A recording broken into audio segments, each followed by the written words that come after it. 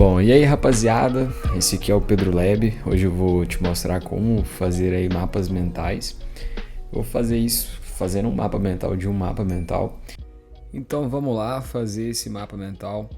E galera, essa para mim é a ferramenta mais impressionante quando a gente está falando de estudos e para produzir um resumo, algo nesse sentido. E para deixar mais legal o vídeo aí, eu vou mostrar pra gente até o fim desse vídeo qual que é a relação entre mapas mentais, Jesus Cristo, Charles Darwin, uma Kombi pichada, Albert Einstein e pinturas rupestres, além de mais algumas coisas. Então fica aí até o final se você acha que dá para fazer alguma coisa assim, beleza? Então vamos lá começar.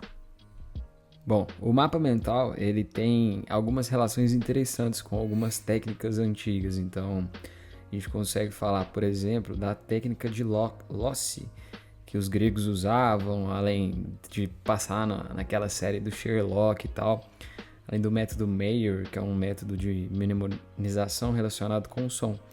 E basicamente a gente vai ter algumas relações entre imagens e animações.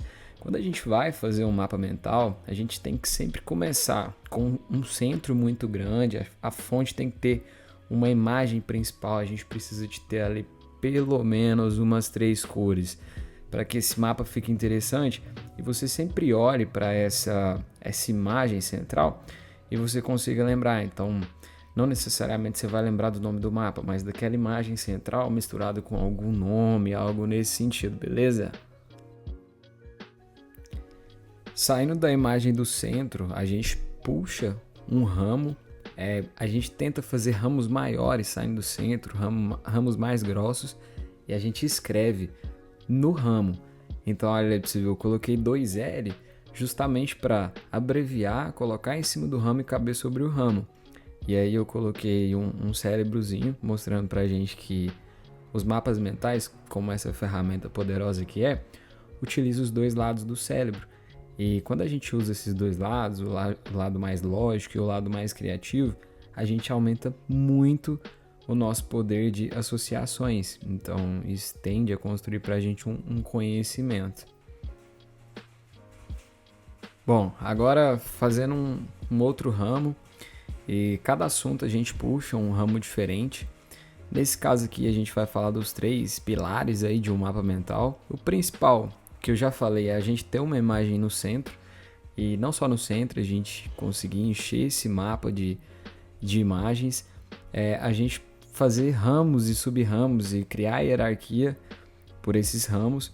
Então, além disso, a gente vai tender a, por exemplo, você puxou um ramo, ele vai estar de uma cor, o outro ramo que você puxar, partindo do centro, ele vai ser em outra cor, então a gente usa essas cores para codificar. Então cada região do seu mapa vai ter uma cor diferente. E uma coisa muito importante, tá dentro desses 3 pilares, é a utilização de uma palavra. A gente pode no máximo utilizar aí 2 palavras, mas foca nisso, usar apenas uma palavra por ramo. Nem sempre a gente vai sair do centro com ramos. Se a gente consegue trazer algo que seria diferente de um ramo que traga mais alusão visual, como por exemplo a onomatopeia de um pensamento, fica melhor ainda. Então aqui, por exemplo, a gente vai estar falando do pensamento radiante. Eu não puxei um ramo, eu puxei uma onomatopeia de um pensamento. Isso fica muito bom. O que seria esse pensamento radiante? Para a gente entender ele, a gente precisa entender o que é a nossa linguagem primária. E basicamente, o ser humano, ele vai... A gente pensa, minha linguagem primária é português, é inglês. Nada disso, cara. A nossa linguagem primária é a capacidade de reconhecer objetos a curtas distâncias, 30, 40 centímetros. Isso já vem instalado de fábrica. Então, por isso que um bebê, quando nasce, conhece reconhecer sua mãe. E essa linguagem primária é a nossa linguagem mais eficiente e a que a gente consegue melhor trabalhar. Quando a gente fala dos tipos de pensamento, então a gente está falando do pensamento radiante, e aí a gente pula não, né? A gente sai, por exemplo, do pensamento linear, que seria um pensamento unidimensional ou em um sentido, a gente vai para o pensamento lateral ou bidimensional, utilizando mais de uma variável, e a gente vai para o pensamento multidimensional, que seria esse pensamento radiante que a gente está falando. Multidimensional e radiante é a mesma coisa. Para entender, seria mais ou menos assim. É um pensamento que você consegue juntar várias variáveis e olhar de longe e entender um contexto geral melhor do que seria um pensamento lógico. Beleza. Para a gente entender um pouquinho mais sobre essa primeira linguagem, essas identificações, a gente consegue, por exemplo, observar nas pinturas rupestres, onde a gente tem a descrição aí de mãos, a gente consegue ver os bonequinhos lá em um mamute, e hoje a gente vendo uma coisa de 9.000 anos atrás, a gente consegue entender. Se você pega uma escrita egípcia, provavelmente você não consegue entender o que estava acontecendo, mas dependendo da pintura rupestre que você pegar, você consegue ter uma vaga noção. Aquilo está relacionado com aquilo, com aquilo. Então, quando a gente fala de mapas mentais, a gente tenta buscar um pouquinho dessa descrição de, peraí, será que eu consigo chegar mais próximo dessa linguagem primária do que de uma linguagem como, por exemplo, o português, uma linguagem mais lógica e linear? E para entender a importância disso, o quão importante é a gente tentar trabalhar com essa linguagem primária, a nossa capacidade de reconhecer uma imagem ela é 60 vezes maior do que a capacidade de reconhecer um texto. Ou seja, a gente reconhece 60 vezes mais rápido. Então, por isso que as placas de trânsito funcionam. Então, aqui fazendo o mapa, olha para você ver, eu coloquei uma palavra, pinturas rupestres. Cara, a minha capacidade de desenhar é incrível, né? Olha isso aí. E a gente colocou basicamente uma palavra por ramo, colocou imagens, a placa de trânsito demonstrando todo esse raciocínio. Então, dá para enxergar e entender. Eu entendo, e no final vou explicar por que talvez você não entenda esse mapa e por que isso é uma das coisas mais importantes de fazer um mapa mental. O legal de fazer um mapa mental, principalmente um mapa mental à mão, que é o que a gente está fazendo aqui, é a nossa capacidade de edição e de adicionar informações nesse mapa. Lembra que eu falei que a gente precisava usar só uma palavra?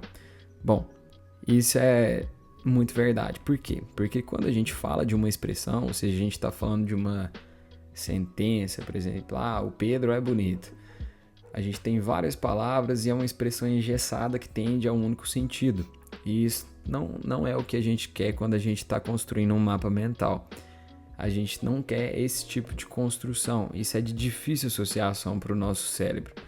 A gente usa uma palavra porque isso auxilia muito a nossa capacidade de associação. E associação, associar termos e coisas, fatos, está muito relacionado com a produção de sinapses e produção de conhecimento em si. Então é extremamente importante que a gente use só uma palavra ou duas. Por favor, guarda isso no coração. Agora, puxando um outro ramo, então a gente consegue perceber que o nosso mapa vai tomando forma. A gente já tem alguns ramos, bastante imagens, algumas associações entre alguns ramos. A gente agora vai puxar um contexto histórico do mapa mental, tentar tornar um pouco mais interessante aí esse tema. A gente começa falando da primeira parte histórica, que são as pinturas rupestres, que tem essa linguagem associada aos mapas mentais. E a gente consegue já, não precisa escrever, você faz uma associação no mapa lá em cima, utilizando a cor que está no quadrante de baixo. Isso ajuda o nosso cérebro a criar associações sobre o mapa e a entender melhor ele depois, quando ele aparecer. Ou seja, a gente não repete informações no mapa, a gente faz associações. A gente pode falar também da escrita cuneiforme, que foi a primeira forma de escrita utilizada para fazer contagens e afins. A gente pode falar dos hieróglifos egípcios que utilizavam imagens e essas imagens estavam associadas aí com sons. Na Grécia Antiga, a gente começa a ter a construção de imagens complexas, como por exemplo as estátuas 3D e muito bem detalhadas, e a gente consegue perceber ao longo da história uma tendência à produção de imagens, não necessariamente de códigos em si. E, bom, agora vamos falar da parte legal aí, que eu falei que de alguma forma eu ia conseguir juntar aquelas informações malucas do começo. E bom, quando a gente está falando de Jesus Cristo, uma das formas da gente misturar isso com o mapa mental tem uma das primeiras representações de parecidas com mapas mentais que a gente tem, é a árvore de Jessé medieval. É um diagrama que mostra aí os antecedentes de Jesus. E ele tende a ter uma estrutura diagramática um pouco parecida com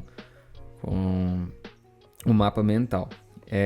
Dentre aí os personagens que ajudaram aí a construção do mapa... Construção não, né? Eu acho que a gente olha esses personagens, eles são geniais, a gente tenta entender como que eles pensavam e a gente chega em algo próximo que seria o mapa mental. Leonardo da Vinci, por exemplo, ele é quase como que o padrinho dos mapas mentais. Ele tinha uma escrita muito associativa e relacionada a termos, então as formas de anotações dele eram consideradas até estranhas, então é muito comum você ver imagens e setas puxando, diagramas e afins. O Darwin, a gente tem, por exemplo, a árvore evolutiva que ele montou, que seria um diagrama, que, bom, esse diagrama inclusive é muito parecido com a árvore de Jessé, então a gente consegue criar aí essa relação entre Charles Darwin e Jesus, quem diria, não? Bom, a gente falando agora do Einstein, Einstein a gente consegue entender que o pensamento dele fugia muito de uma coisa linear e verbal. Tem uma citação muito legal dele. Ele diz basicamente o seguinte: sou artista o bastante para recorrer livremente à minha imaginação. A imaginação é mais importante que o conhecimento. O conhecimento é limitado. A imaginação abraça o mundo. A gente consegue perceber então que o pensamento de Einstein ele não era nada linear e nem verbal. Ele ia muito mais para o lado diagramático e esquemático. Então, para representar isso aqui no mapa mental que a gente está construindo, eu tentei até desenhar um raio de luz e um unicórnio passando por cima. A gente pode ver que a minha capacidade de desenho é incrível. Para juntar essa maluquice de uma Kombi pichada, a gente vai falar de um dos físicos mais importantes que já existiram, que é o Richard Feynman. E basicamente, o cara era um super gênio e ele criou aí os diagramas de Feynman, que resumidamente ele pegava conteúdos extremamente complexos e conseguia transpô-los em diagramas, entre aspas, simples. Bom, esse cara curtiu tanto esses diagramas que ele pintou na van dele esses diagramas e ficou uma coisa meio maluca, mas pô, legal pra caramba, entendeu? Uma das vantagens aí de usar o iPad para fazer ou os meios digitais é a capacidade de edição. E às vezes você consegue ajustar um espacinho ou alguma coisa a mais para outra, mas a gente consegue resolver isso com setas tranquilamente. E voltando aí a falar sobre o pensamento radiante, a gente consegue entender meu desenho novamente sendo muito incrível. Eu nem sei o que foi isso que eu desenhei, acho que era para ser um átomo, mas ficou parecendo um negócio espacial diferenciado. Mas quando a gente fala de pensamento radiante, a gente tem que entender que, por ser algo relativamente natural do ser humano, ele está muito vinculado com o seguinte: o total é maior do que a soma das partes. Então, o total desse mapa mental ele vai ser mais interessante para o seu cérebro do que as partes em si, ou alguma sentença, algo específico de um momento. E isso está muito relacionado com a forma, por exemplo, como o nosso cérebro produz sinapses, que é basicamente a estruturação aí de conexões neuronais.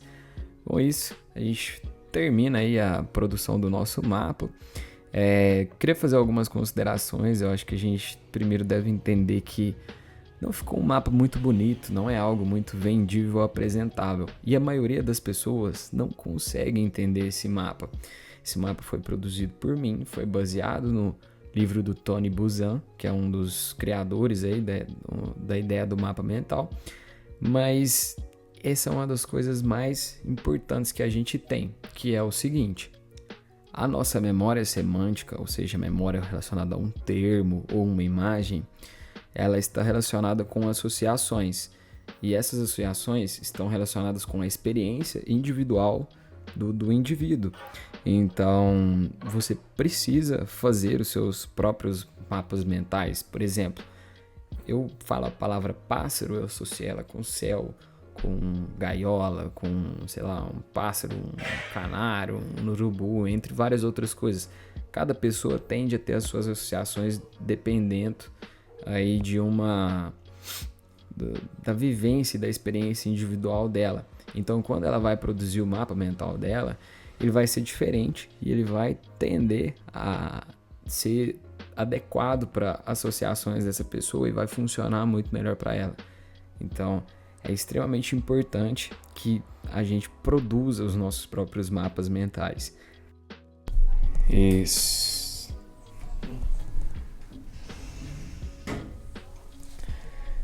E só lembrando aí, o mapa mental, ele é uma representação mental. Se quiser aprender o que são representações mentais e como usar nos seus estudos, tem um vídeo aqui embaixo. Se gostou, curte, comenta, compartilha, que a firma tá precisando, beleza? Então é isso aí. Valeu, galera. Até mais.